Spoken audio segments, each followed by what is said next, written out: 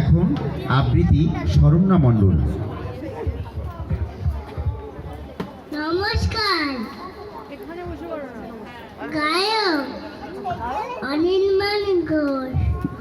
ও পেলালা চললি কোথায়? বর্ধমান। কোথায় গিয়ে করবি তাকে গাইব গান? কি গান তুই গাইতে পারিস? খামকে আর তার সঙ্গে বাজাবি তাকে কুম্ভতাল। খালি গলায় গাইবি বুঝি? টান ফোলায় পরামর্শ দিচ্ছি একটা, শুনতে বসে এনেছি। তেমন তিতেল গান হবে। বর্ধমানের কুকুরগুলো সাংঘাতিক। আর শুনে তোর কান্দে দিতে আসবে ঠিক। ওই শহরের শোটাও কিন্তু জানিস, আগে থেকেই ঠিক করে নিস।